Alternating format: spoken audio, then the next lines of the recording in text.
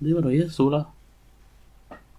16 और 4 में चलो। वैसे नहीं लगाई। हेलो फ्रेंड, एसपी एजुकेशन में आपका हार्दिक स्वागत है। आज की क्लास में हम लोग बात करने वाले हैं बिहार एस्टेट 2024 के बारे में हम लोग बात करने वाले हैं। और ये क्लास हम लोगों की पहले से ही चल रही हैं। हम लोग इस क्लास की अगर हम लोग बात करते भी हैं तो ये क्लास नंबर हम लोगों की 5 रहने वाली है। अभी तक हम लोगों ने 4 क्लासें कर ली हैं। अगर हम लोग बात करते हैं तो पहली क्लास में हम लोगों ने क्लास अगर हम लोग 1 की बात करते हैं तो क्लास 1 में हम लोगों ने रॉयल्टी को सबसे पहले पढ़ा था, रॉयल्टी के बारे में जाना था और रॉयल्टी के एमसीक्यू किए थे। फिर उसके बाद क्लास अगर हम लोग 2 की बात करते हैं, क्लास नंबर 2 में, और क्लास नंबर 2 में हम लोगों ने ब्रांच के हम लोगों ने क्वेश्चन किए थे। फिर क्लास नंबर हम लोग 3 की बात करते हैं और 3 में हम लोगों ने डिपार्टमेंट के क्वेश्चन किए थे, डिपार्टमेंट अकाउंट के। और अगर हम लोग चौथी क्लास की बात करते हैं तो चौथी क्लास में हम लोगों ने हायर परचेज की बात की थी। तो हायर परचेज की हम लोगों ने वहाँ पर बात की थी। अगर आप लोगों ने उन क्लासों को नहीं देखा है, सारी की सारी एमसीक्यू में क्लासें हैं और कुछ में कॉन्सेप्ट भी मैंने बताए हुए हैं। डिपार्टमेंट में मैंने कॉन्सेप्ट ज़्यादा बताए हैं, क्वेश्चन थोड़े से कम हुए हैं। लेकिन रॉयल्टी में, ब्रांच में, हायर परचेज में और सभी मतलब कि एमसीक्यू तो सभी में किए हैं। तो आप लोग इन क्लासों को ज़रूर जाके देख सकते हैं। अगर हम लोग आज बात करते हैं तो हम लोग बात करने वाले हैं इंस्टॉलमेंट पेमेंट सिस्टम की बात करने वाले हैं, इंस्टॉलमेंट पेमेंट सिस्टम के। और वो भी हम लोग क्या देखेंगे, तो वो भी हम लोग एमसीक्यू में देखने वाले हैं। बस आप लोगों के एग्ज़ाम को देखते हुए हम लोग ये क्लास तो थोड़ी सी आप लोगों की गैप हो गई थी, थोड़ा सा लैपटॉप में टेक्निकल प्रॉब्लम हो गई थी, इसलिए आप लोगों की क्लास थोड़ी सी दिनों दिनों के लिए हो नहीं पाई थी। इसलिए अगर हम लोग आज की बात करते हैं तो आज की क्लास में हम लोग इनके जो क्वेश्चन करने वाले हैं वो हम लोग, चलिए बिना समय गवाए अपनी क्लास को स्टार्ट करते हैं। सबसे पहले हम लोग बात करने वाले हैं किस्त भुगतान पद्धति के बारे में बात करने वाले हैं। और किस्त भुगतान पद्धति जिसे हम लोग क्या कहते हैं, इंस्टॉलमेंट पेमेंट सिस्टम। अब इंस्टॉलमेंट पेमेंट सिस्टम की बात करने वाले हैं। अगर आप लोगों को क्लास अच्छी लगती है तो प्लीज़ आप लोग लाइक ज़रूर करिए मेरी क्लास को और सब्सक्राइब जरूर करिए, क्योंकि मैं आप लोगों के लिए पूरी डिटेल में क्लास कराने वाला हूँ। सबसे पहला क्वेश्चन अगर हम लोग बात करते हैं, क्वेश्चन नंबर 1 की बात करते हैं। क्वेश्चन नंबर 1 लिखा हुआ है, क्वेश्चन नंबर 1 लिखा हुआ है।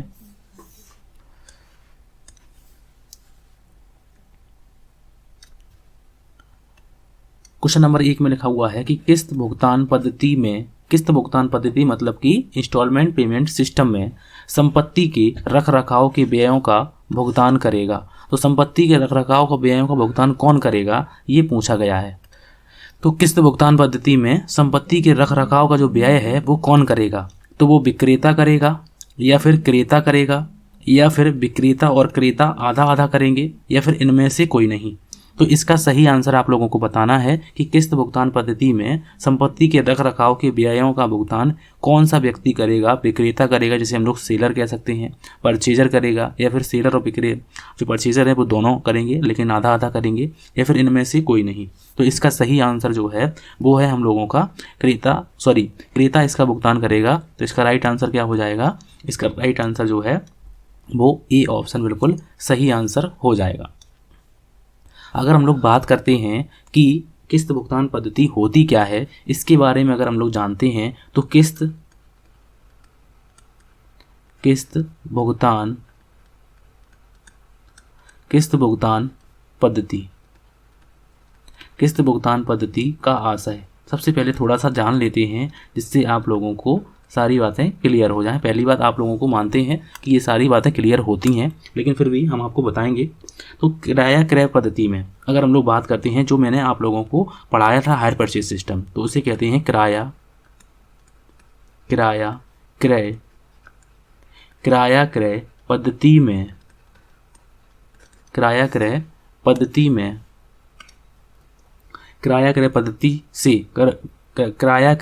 से मिलती जुलती, किराया क्रय पद्धति से मिलती जुलती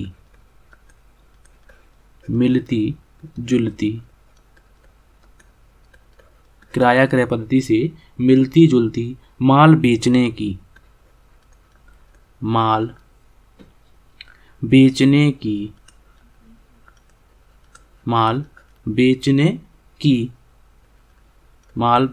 की एक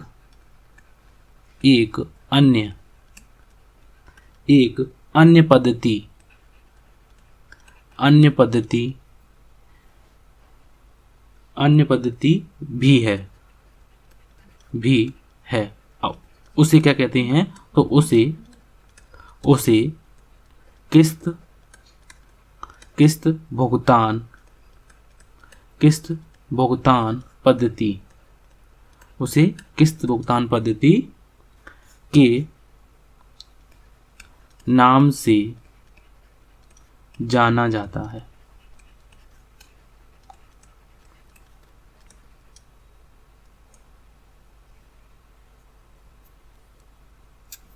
अगर हम लोग इसमें और बात करते हैं तो किराया क्रय पद्धति से मिलती जुलती जो पद्धति है वो कौन सी है? किस्त भुगतान पद्धति है। अगर हम लोग बात करते हैं तो इस पद्धति में जो होता है, इस पद्धति में अगर हम लोग बात करते हैं, क्योंकि मैं आप लोगों को कॉन्सेप्ट भी थोड़ा थोड़ा बीच में बताता हुआ चलूँगा कि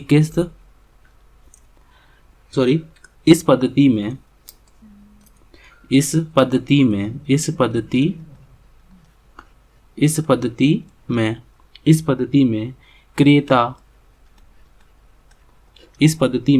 क्रेता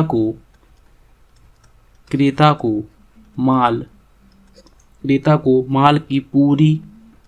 माल की पूरी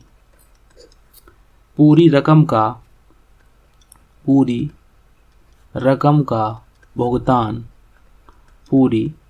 का भुगतान एक साथ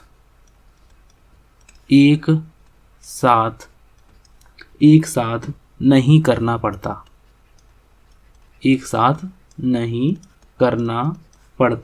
है, बल्कि किस्तों में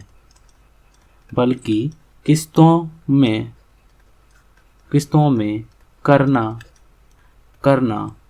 पड़ता है।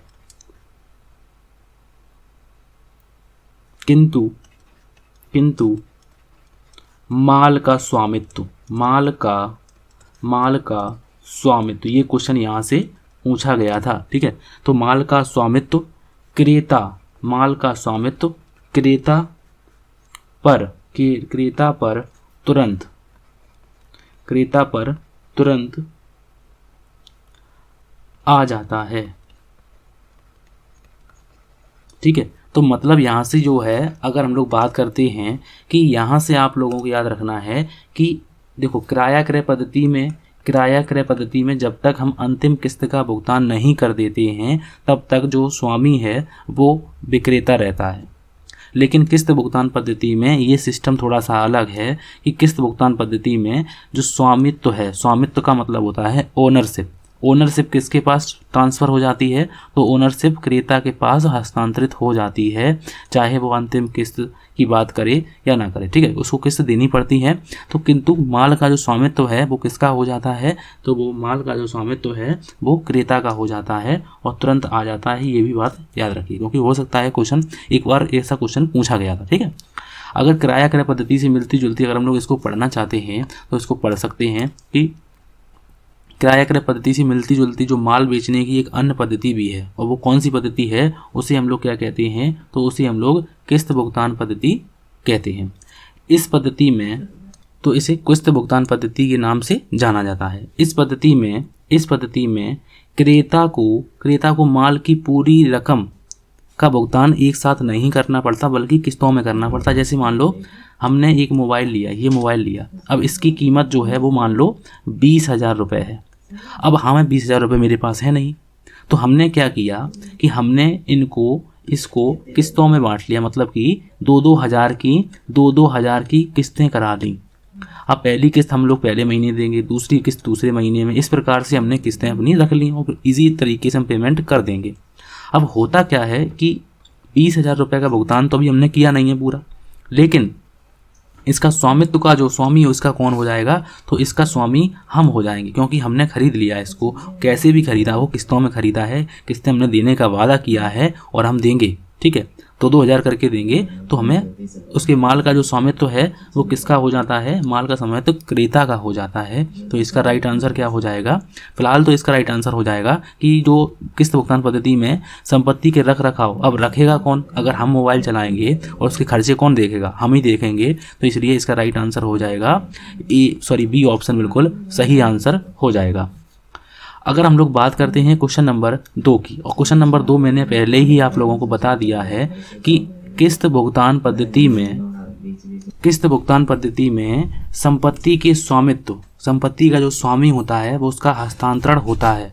कब होता है? संपत्ति के हस्तांतरण के साथ, अंतिम किस्त के भुगतान के बाद, या फिर प्रथम किस्त के भुगतान के साथ, या फिर उपरोक्त में से कोई नहीं। तो इसका आंसर आप लोग बताइए कि इसका आंसर क्या हो सकता है कि किस्त भुगतान पद्धति में, अगर यहीं पर क्वेश्चन पूछा जाता कि किराया क्रय पद्धति में, किराया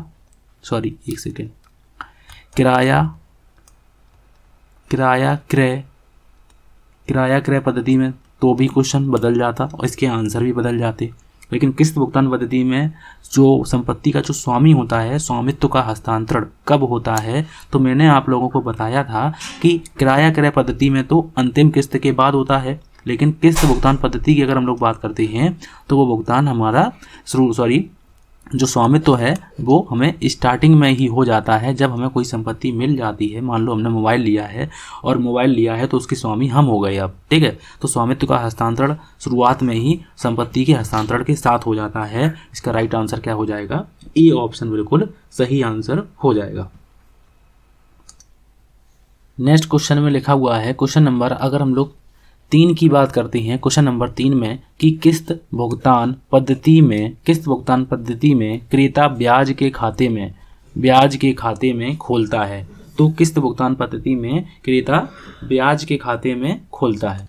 अगर हम लोग बात करते हैं तो केवल ब्याज खाता खोलता है, केवल ब्याज उचंत खाता खोलता है, या फिर ए व बी दोनों खोलता है, या फिर इनमें से कोई नहीं। तो किस्त भुगतान पद्धति में क्रेता ब्याज के खाते में खोलता है, केवल ब्याज का खाता खोलता है, केवल ब्याज का उचंत खाता खोलता है, या ए और बी दोनों, या फिर इनमें से कोई नहीं। तो इसका सही आंसर आप लोगों को बताना है। तो इसका जो सही आंसर है वो क्या हो जाएगा? सी ऑप्शन बिल्कुल सही आंसर हो जाएगा कि वो केवल ब्याज खाता और ब्याज उचंत खाता दोनों खोलता है। तो इसका राइट आंसर क्या हो जाएगा? इसका राइट आंसर हो जाएगा सी ऑप्शन बिल्कुल सही आंसर हो जाएगा।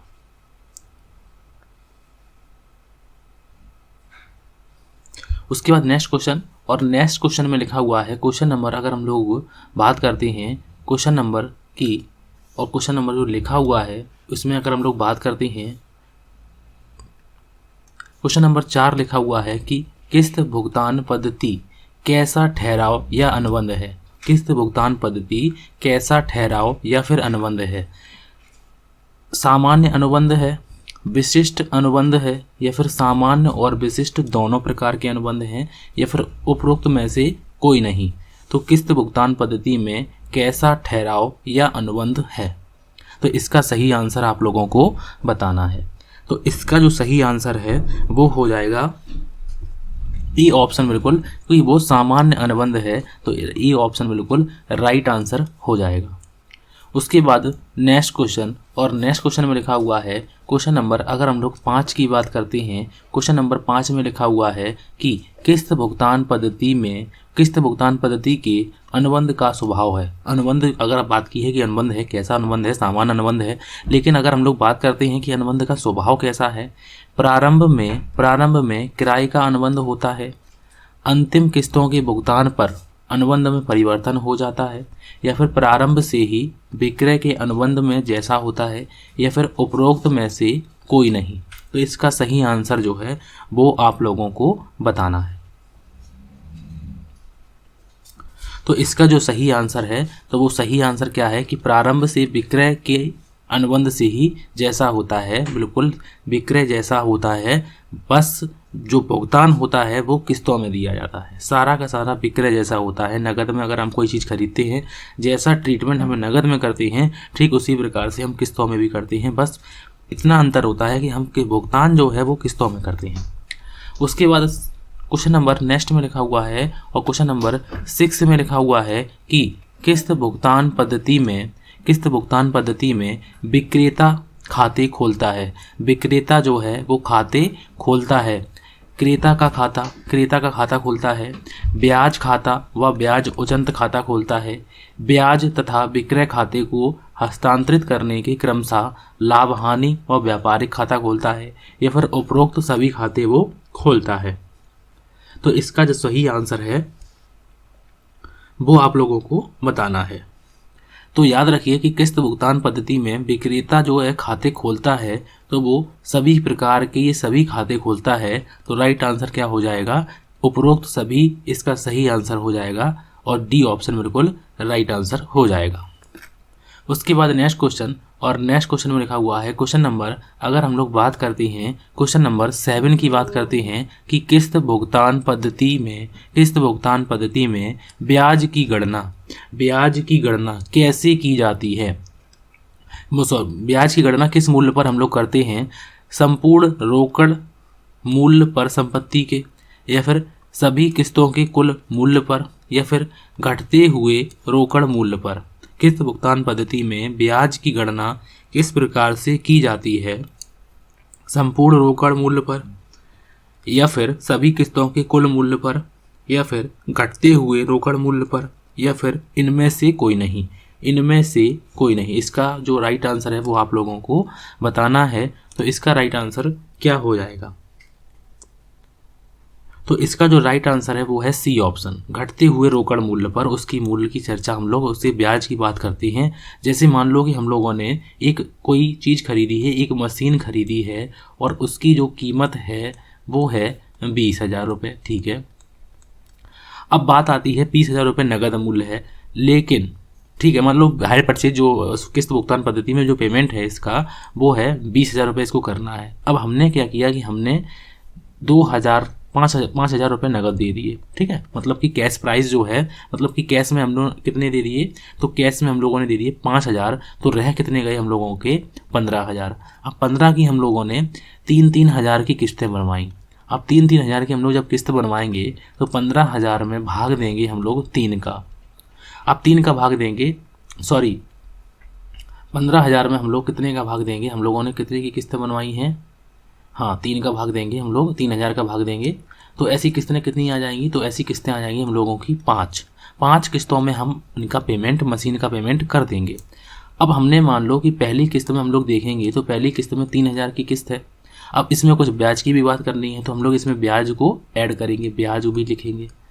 लेकिन जो हम लोग इसमें से घटाएंगे वो हमेशा याद रखिए कि वो हमेशा कैश प्राइस होता है। और यहाँ पर हम लोग बात करेंगे, सवाल की भी बात करेंगे। जब हम लोग नेक्स्ट वीडियो बनाएंगे ना, पार्ट 2 इसका बनाएंगे, तो हम लोग आप लोगों को सवाल भी कुछ कराएंगे। कुछ सवाल भी हो सकता है आप लोगों को कैलकुलेशन में सवाल ही दे दिए जाए, उन पर भी हम लोग बात करेंगे, ठीक है। तो इसका जो राइट आंसर क्या हो जाएगा? घटते हुए रोकड़ मूल्य पर इसका सही आंसर हो जाएगा। उसके बाद नेक्स्ट क्वेश्चन, और नेक्स्ट क्वेश्चन में लिखा हुआ है क्वेश्चन नंबर 8 में लिखा हुआ है कि किराया क्रय पद्धति एवं किस्त भुगतान पद्धति, किराया क्रय पद्धति एक किस्त भुगतान पद्धति दोनों एक समान है, दोनों में अंतर है, या फिर ए और बी दोनों हैं, या फिर इनमें से कोई नहीं, उपरोक्त में से कोई नहीं। तो किराया क्रय पद्धति, hire purchase system, installment payment system में इनमें डिफरेंस पूछा जाता है कि इनमें डिफरेंस है या नहीं है, दोनों समान है, अंतर है, या फिर दोनों में समान भी हैं और अंतर भी है, ए और बी दोनों हो जाएंगे। तो इसका राइट आंसर आप लोगों को बताना है। तो इसका जो राइट आंसर है वो है हम लोगों का बी ऑप्शन, बिल्कुल सही आंसर हो जाएगा कि इसमें अंतर है। अब अंतर की हम लोग जब अंतर आप लोगों को बताएंगे अगली क्लास में, जब हम लोग पार्ट 2 करेंगे ना, तब आप लोगों को अंतर भी इसके कराएंगे कि किराया क्रय पद्धति में और इसमें क्या क्या अंतर है, क्योंकि हो सकता है आप लोगों से अंतर भी पूछे जाएं, ठीक है। और हो सकता है, ठीक है, मैं कोशिश करूंगा आप लोगों को सेकेंड क्लास भी लेने की। उसके बाद नेक्स्ट क्वेश्चन, और नेक्स्ट क्वेश्चन में लिखा हुआ है क्वेश्चन नंबर 9 में कि किस्त भुगतान पद्धति की दशा में विक्रेता द्वारा प्राप्य कुल ब्याज की राशि से क्रेडिट किया जाता है। बिक्री खाता क्रेडिट किया जाता है, ब्याज खाता क्रेडिट किया जाता है, ब्याज उचंत खाता क्रेडिट किया जाता है, या फिर इनमें से कोई नहीं। तो इसका आंसर आप लोगों को बताना है। तो इसका राइट आंसर क्या हो जाएगा? तो इसका जो राइट आंसर है वो सी ऑप्शन बिल्कुल सही आंसर हो जाएगा कि किस पद्धति की दशा में विक्रेता द्वारा प्राप्य कुल ब्याज की राशि से क्रेडिट किया जाता है तो वो कौन सा खाता क्रेडिट किया जाता है, तो वो ब्याज उचंत खाता हम लोग क्रेडिट करते हैं। और ये क्वेश्चन मैं जो करा रहा हूँ ये क्वेश्चन आप लोगों को भी सही लग रहे होंगे, क्योंकि स्टैंडर्ड इसी प्रकार से हो सकता है। या तो देखो, या तो यही होगा, इससे कठिन नहीं हो सकता है, या तो यही होगा, हो सकता है इससे सरल हो। ठीक है, क्योंकि मैं पूरा आप लोगों को पढ़ाऊंगा और पढ़ा रहा हूँ पूरा। अगर हम लोग बात करते हैं नेक्स्ट क्वेश्चन की, और नेक्स्ट क्वेश्चन में लिखा हुआ है क्वेश्चन नंबर 10 की बात करते हैं कि किस्त पद्धति में ब्याज खाते का शेष हस्तांतरित किया जाता है। ये क्वेश्चन तो आप लोग मोस्ट ही कर लीजिए, ये क्वेश्चन आता है और ये आया हुआ क्वेश्चन है कि किस्त पद्धति में ब्याज खाते का शेष हस्तांतरित किया जाता है तो लाभ हानि खाते में हस्तांतरित करते हैं, चिट्ठे में हस्तांतरित करते हैं, दोनों में से कोई नहीं में हस्तांतरित करते हैं, किसी नहीं, या फिर इनमें संपत्ति खाते में हस्तांतरित करते हैं। तो किस्त भुगतान पद्धति में ब्याज खाते का जो शेष है वो हम लोग हस्तांतरित करते हैं, तो वो कहाँ हस्तांतरित करते हैं, किस खाते में हस्तांतरित करते हैं। इसका सही आंसर जो है वो हो जाएगा ए ऑप्शन। तो वो हम लोग कहाँ हस्तांतरित करते हैं, तो वो हम लोग लाभ हानि खाते में हस्तांतरित करते हैं। तो इसका जो राइट आंसर है, तो वो राइट आंसर क्या हो जाएगा, ए ऑप्शन बिल्कुल सही आंसर हो जाएगा। जब हम लोग एंट्री डालते हैं तो हम लोग लिखते हैं कि profit and loss account debit, to में इंटरेस्ट अकाउंट, अगर डेप्रीसिएशन है तो डेप्रीसिएशन भी लिख देते हैं। अगर हम लोग एंट्री की बात करते हैं तो मैं एंट्री पहले आप लोगों को डिटेल कराने को मैं बहुत करा सकता हूँ, लेकिन थोड़ा सा टाइम का है कि आप लोगों से मैं सोचता हूँ कि टाइम ज़्यादा ना लग जाए, क्योंकि मैं आप लोगों के लिए प्रैक्टिस सेशन ये लेकर आता हूँ, क्योंकि आप ज़्यादा से ज़्यादा प्रैक्टिस कर सकें। और सभी की सभी हम लोग बात करते हैं प्रॉफिट एंड लॉस अकाउंट। अगर हम लोग बात करते हैं तो प्रॉफिट एंड लॉस डेबिट होगा, ठीक है, क्योंकि हम लोग इस यहाँ से पैसे निकालेंगे ब्याज के लिए देने के लिए, तो प्रॉफिट एंड लॉस डेबिट। और टू में इंटरेस्ट अकाउंट, किस में डाल रहे हैं हम लोग, इंटरेस्ट में। और अगर डेप्रीसिएशन है तो डेप्रीसिएशन की अमाउंट भी हम लोग डेप्रीसिएशन की अमाउंट कहाँ डालते हैं, प्रॉफिट एंड लॉस की डेबिट साइड में डालते हैं, तो डेप्रीसिएशन। ठीक है, तो ये एंट्री हम लोग डालते हैं कि being transfer to balance of interest and depreciation account to be profit and loss account. मतलब कि जो अमाउंट है, interest amount and depreciation amount transfer to profit and loss account, ये हम लोग एंट्री डालते हैं बीइंग। तो इस प्रकार से हम लोग एंट्री डालते हैं। इसीलिए यहाँ पर यह पूछा गया है कि लाभ हानि खाते में ब्याज खाते का शेष हस्तांतरित किया जाता है, तो किस खाते में हस्तांतरित किया जाता है, प्रॉफिट एंड लॉस में। अगर पूछा जाए कि डेप्रीसिएशन का, तो आप भी बता सकती हैं। ठीक है, उसके बाद नेक्स्ट क्वेश्चन, और नेक्स्ट क्वेश्चन में लिखा हुआ है क्वेश्चन नंबर 11 में लिखा हुआ है कि किस्त भुगतान पद्धति के अंतर्गत क्रेता की स्थिति क्या होती है। किस्त भुगतान पद्धति के अंतर्गत क्रेता की स्थिति निक्षेपकर्ता की होती है, निक्षेपी की होती है, स्वामी की होती है, या फिर इनमें से कोई नहीं। तो याद रखिए कि किस्त भुगतान पद्धति में और किराया क्रय पद्धति में अंतर तो है, यही अंतर है। तो याद रखिए कि इसमें जो है वो स्वामी बन जाता है, और किराया क्रय पद्धति में स्वामी नहीं बन पाता है जब तक हम अंतिम किस्त का भुगतान वहाँ पर नहीं करते हैं। क्योंकि मैंने वो वीडियो भी आप लोगों को अच्छी तरीके से पढ़ाया है, उसको आप लोग ध्यान से देखिए, और कमी होगी तो वो भी पूरी करेंगे। उसके बाद नेक्स्ट क्वेश्चन, और नेक्स्ट क्वेश्चन में लिखा हुआ है क्वेश्चन नंबर 12 की बात करते हैं कि किस्त भुगतान पद्धति में यदि संपत्ति का बीमा करवाया जाए तो अंततः बीमा प्रीमियम का भार सहन कौन करेगा, किसको करना पड़ता है। ये क्वेश्चन वहाँ भी था और यहाँ पर भी है, बस अंतर क्या है, यहाँ पर क्वेश्चन का आंसर कुछ होगा, वहाँ पर कुछ होगा। ठीक है, तो किस्त भुगतान पद्धति में यदि संपत्ति का बीमा कराया जाता है तो बीमा प्रीमियम की बात आती है कि वो देगा कौन। तो वो वहाँ पर तो हम लोग किसकी बात करते हैं, तो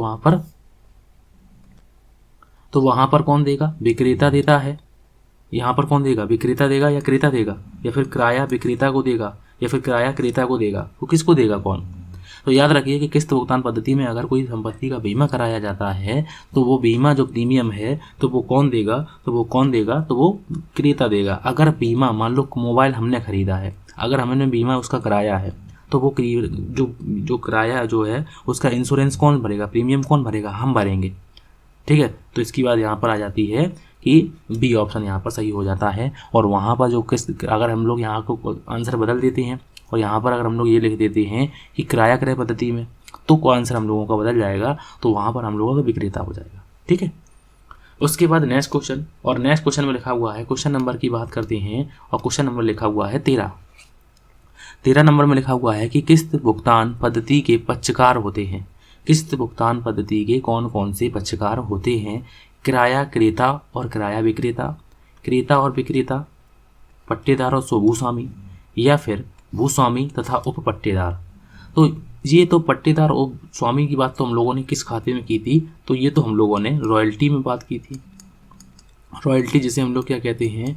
जिसे हम लोग अधिकार शुल्क कहते हैं। तो ये क्लास मैंने पहले ही आप लोगों की क्लास कराई हुई है।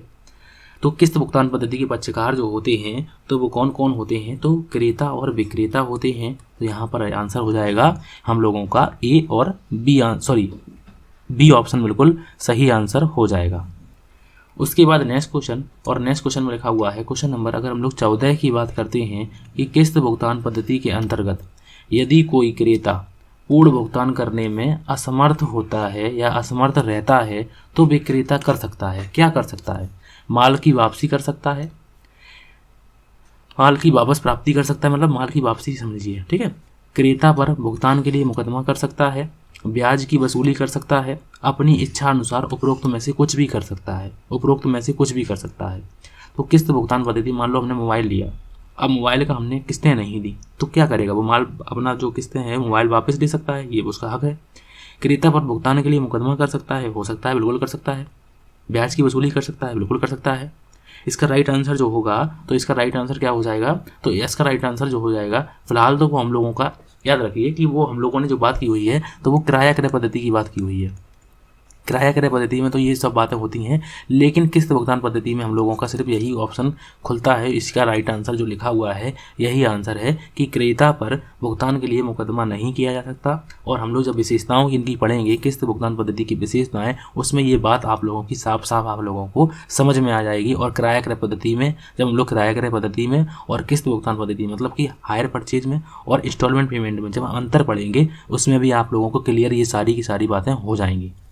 उसके बाद नेक्स्ट क्वेश्चन, और नेक्स्ट क्वेश्चन में लिखा हुआ है क्वेश्चन नंबर 15 में लिखा हुआ है कि किस्त भुगतान पद्धति के लिए अधिनियम है। कौन सा अधिनियम है? किराया क्रय अधिनियम है 1972, वस्तु विक्रय अधिनियम 1930, या फिर ए और बी दोनों, ठीक है, उपरोक्त में से कोई नहीं। तो याद रखिए कि मैंने आप लोगों को बहुत से अधिनियम बताए हुए हैं। उपभोक्ता की बात करते हैं, उपभोक्ता संरक्षण अधिनियम, ठीक है। वस्तु का हम लोग बात करते हैं, प्रतिलिपि का बात करते हैं। ऐसे बहुत से अधिनियम हैं जो मैंने आप लोगों को बताए हैं। बस अधिनियम पूछता है, उनकी डेटा पूछता है कि मान लो किराया क्रय अधिनियम पूछ दिया, वस्तु विक्रय अधिनियम पूछ दिया, कब हुआ। तो इस प्रकार से आप लोगों को क्वेश्चन पूछे गए हैं और हो सकता है पूछे भी जा सकते हैं। किस्त भुगतान पद्धति के अंतर्गत कौन सा नियम लागू होता है? तो मैंने आप लोगों को बताया था कि यहाँ पर कौन सा नियम लागू होता है। वस्तु विक्रय अनुबंध अधिनियम यहाँ पर लागू होता है। और याद रखिए कि इसका राइट आंसर क्या हो जाएगा? इसका राइट आंसर हो जाएगा बी ऑप्शन बिल्कुल सही आंसर हो जाएगा। इसका जो राइट आंसर है वो क्या हो जाएगा? बी ऑप्शन बिल्कुल सही आंसर हो जाएगा। उसके बाद नेक्स्ट क्वेश्चन, और नेक्स्ट क्वेश्चन में लिखा हुआ है, और ये आज का हम लोगों का आखिरी क्वेश्चन लिखा हुआ है कि किस्त भुगतान पद्धति में किराया क्रेता को क्या हस्तांतरित होता है? किराया क्रेता को जो खरीदता है उसे क्या हस्तांतरित होता है? संपत्ति का स्वामित्व हस्तांतरित होता है, संपत्ति का अधिकार हस्तांतरित होता है, संपत्ति का स्वामित्व अधिकार हस्तांतरित होता है, या फिर इनमें से कोई नहीं। तो इसका जो सही आंसर है, तो वो सही आंसर क्या हो जाएगा? इसका सही आंसर आप लोगों को बताना है। तो इसका जो सही आंसर है वो सी ऑप्शन बिल्कुल सही आंसर हो जाएगा, क्योंकि वहाँ पर हमें अधिकार भी मिलता है और उसका स्वामित्व भी हम लोगों को मिल जाता है। ये किस्त भुगतान पद्धति में कहा गया है। तो किस्त भुगतान पद्धति में किराया क्रेता को हस्तांतरित होता है, क्या होता है? अधिकार भी होता है और स्वामित्व भी होता है। इसका राइट आंसर क्या हो जाएगा? सी ऑप्शन बिल्कुल सही आंसर हो जाएगा।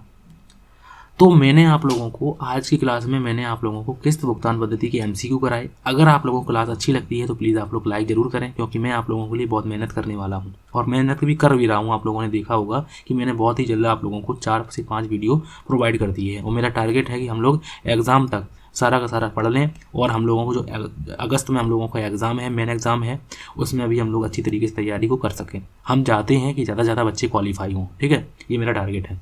बिहार एस्टेट 2024 में हम लोगों का यही टारगेट है। कोशिश करेंगे पूरी कोशिश करेंगे, ठीक है। तो अब मैंने आप लोगों को कौन कौन सी क्लासें करवा दी हैं, थोड़ा सा उसका देख लेते हैं कि हम लोगों को अगली क्लास में हम लोगों को करना क्या है। तो हम लोगों ने देखो यहाँ पर हम लोगों ने हायर परचेज की क्लास कर ली है, ये हम लोगों की इंस्टॉलमेंट पेमेंट की क्लास भी हो चुकी है।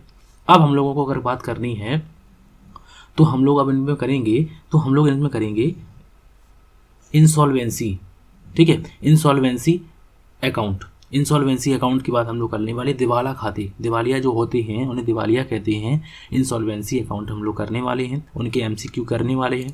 तो अगली क्लास में आप लोगों को ये इसी के हम लोग क्लास करने वाले हैं।